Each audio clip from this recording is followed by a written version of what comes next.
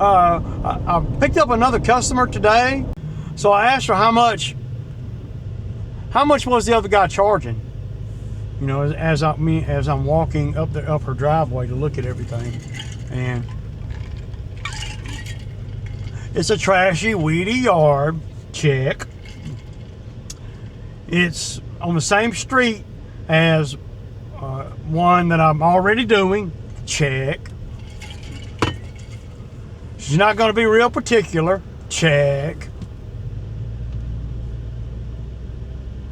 And it pays $85. Check. And I did tell her that I would charge $100 on the first cut and then $85 a pop every 2 weeks. Got to do it every 2 weeks, so I don't want to do it at all. She said, okay, check. That she just checked all the boxes, you know. For me, the boxes for you might be a little bit different. But the main thing is her location. So, because I can do any yard, it doesn't matter to me. I do the yard based on what the yard is now. If it's a trashy, weedy yard and that's what they want and they're not willing to do anything more than that, then okay. If it's a manicured, you know, Bermuda yard, okay. It doesn't matter to me. I use the same mower. Matter of fact, I use the same blades.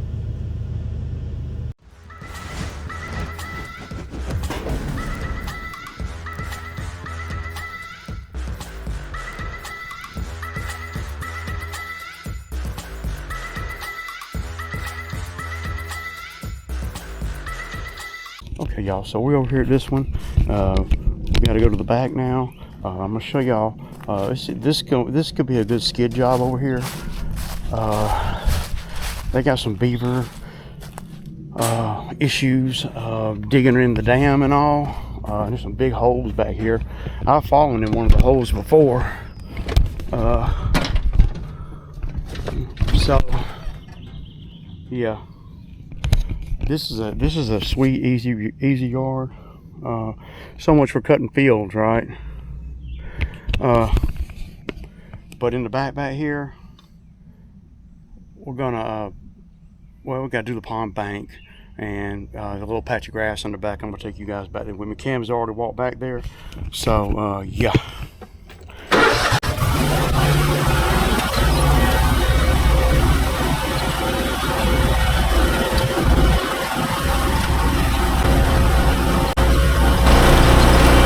Let me show him where I can get.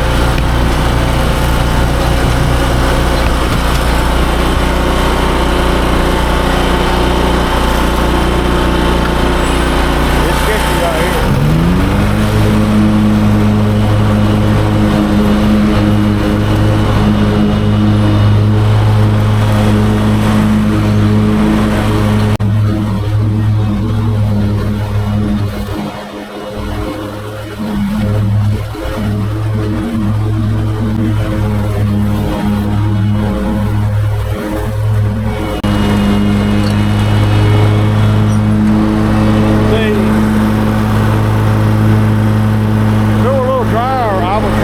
In there, see, you can't go forward down through there. You'll slide right into that water. I'm cutting it kind of short today. We got all this wet, good weather, man. The grass it's still be done sprouted back up by tomorrow. Okay, guys. So we're over here on this one. This is the one where the guy Toby kept throwing the stuff in the bed. Today I don't have to, but there's a piece in the back that we don't have to cut today. And a lot of times what I'll do when customers got something in the way or whatever, and they say, hey Ray, don't worry about doing this today. I didn't move my boat or whatever, right? Then I try to do something a little bit more extra, in another part of the yard. So today what I'm gonna do, since I don't have to cut a big piece in the back, I'm gonna run this bagger on this and we're gonna bag it, man. It should look pretty nice. We'll see how the bagging does when I got the setting on the adapt right there. I know we're not going to be at no 2. I'm gonna start out on probably yeah, let's get it on up there, man. I'd rather it be too high than not enough. So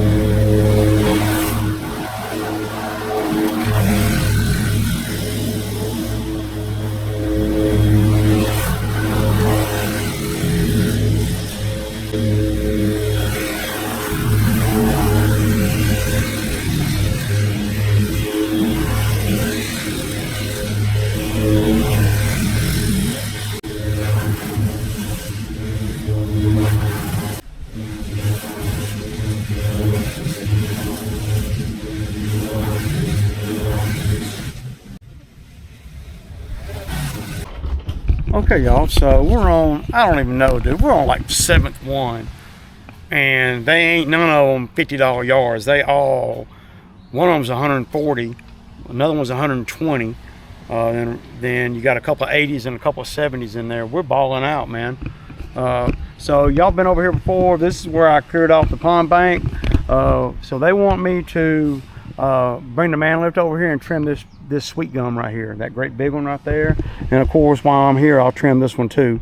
That will help with all the erosion here, and not to mention the sweet gum balls. And I told them to trim that tree right there and not have to haul it off, $700. And they jumped on it. They're like, hell yeah, man, let us know. And I'm like, okay. And so I bring the man lift over here for about 3 or 4 hours and bring a guy on the ground and yeah, do the yard. And something about you know, they wanted it to well, that'll make the grass all up here grow better. And of course you got these trashy, you know, Bradford pear trees, but these big old sweet gums, boy, they make a mess. So yeah, that's pretty much where we're at, man. I don't know, we're about what, 500 or 600 right now already. Shoot, it ain't even, I don't think it's 11. It might be 11. But yeah, y'all.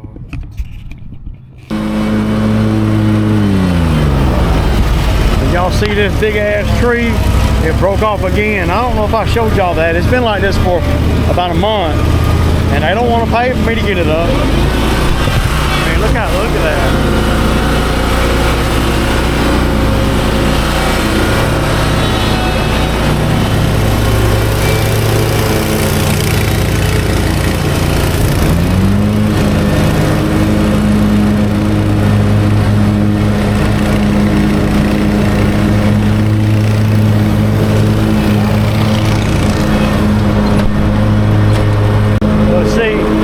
Customers like this, I don't do any extra for them.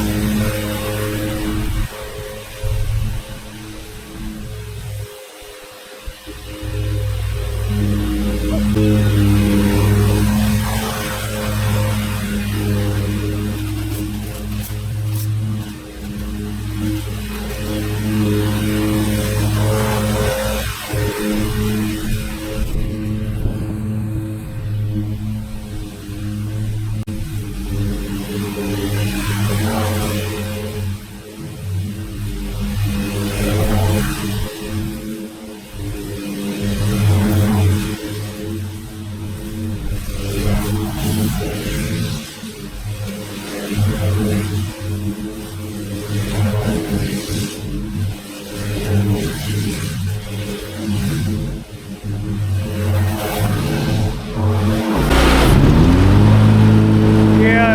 it's just another field that I cut right here, y'all.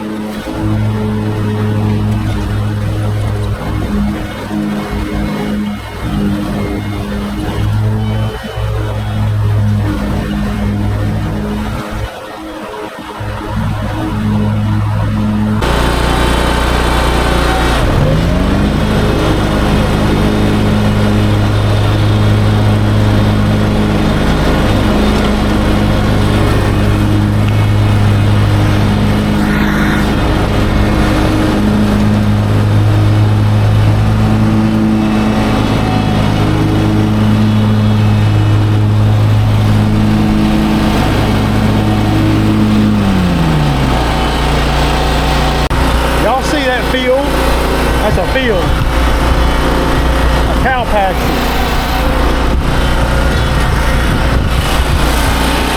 Unstoppable. Uh oh, y'all. Bam. Dude.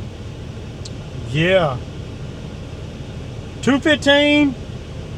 92 degrees. And we killed it today, y'all. I mean, we killed it, man. I mean, I don't even know how much we did, but we over $1,000. Yeah, it's a great day, man. I mean, we got a lot done. Like I said, we're always scratching and clawing at the schedule. I didn't get to do an intro this morning. Well, why is that, Ray? Because when I went up to when I went up to my truck this morning, my guy was here, and that was like 15 minutes to 8.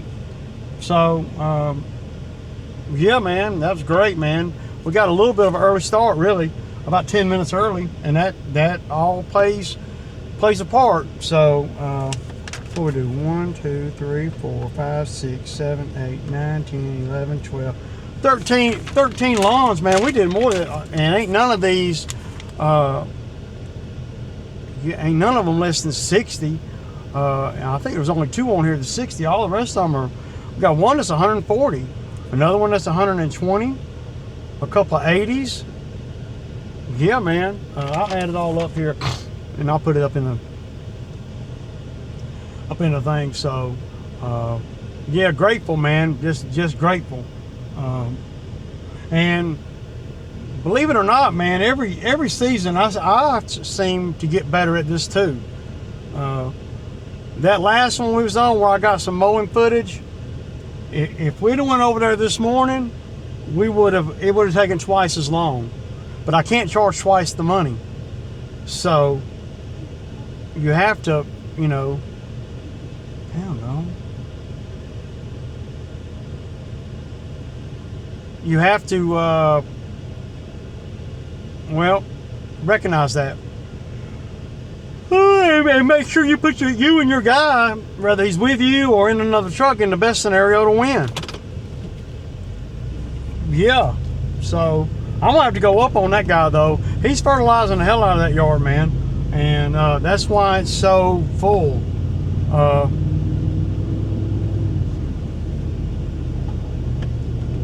Yeah, man. We had a good day though. Hot, for sure. So I wanted to congratulate Chad on his endeavor, right?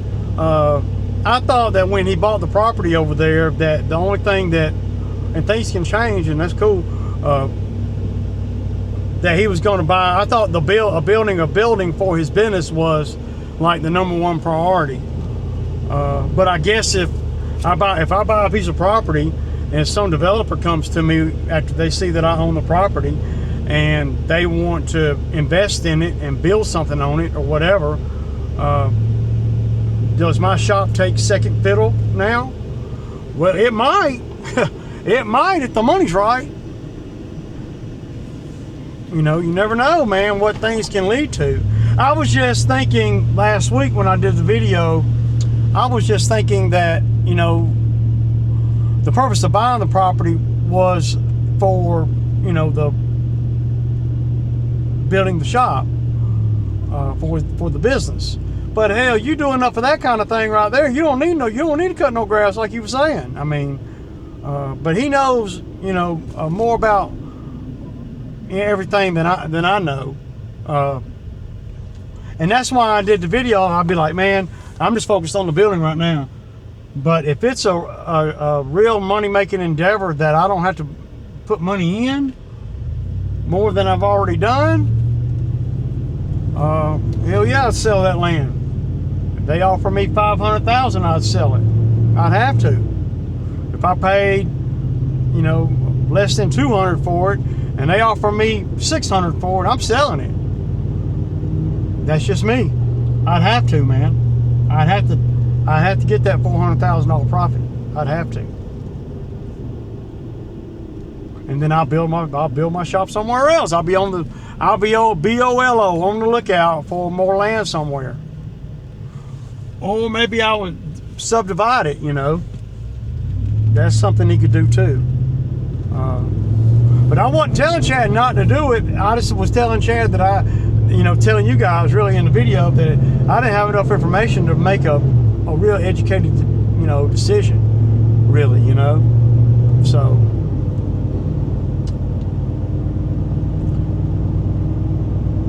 but that's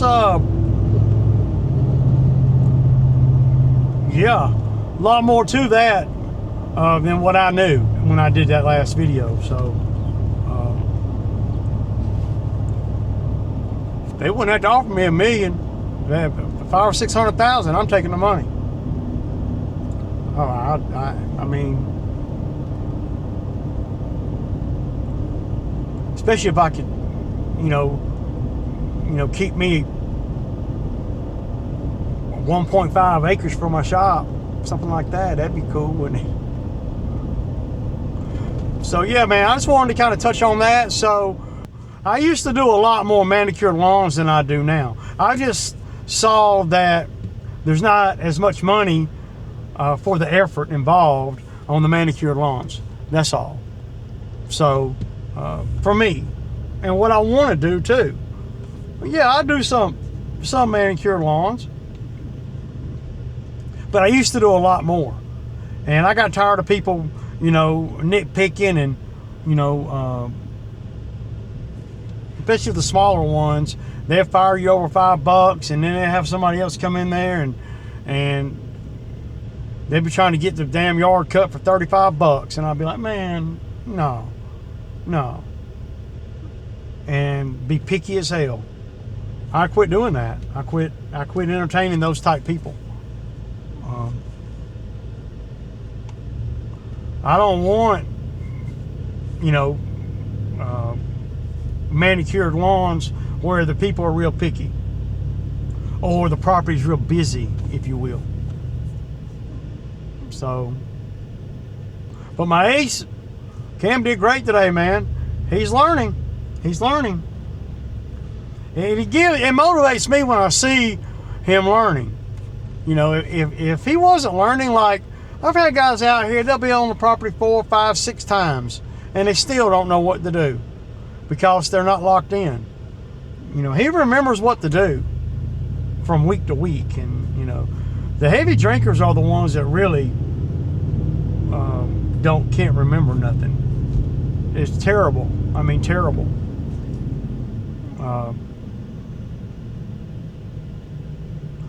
But he don't drink. So, or if he does, he's so young, it ain't affecting him yet, you know.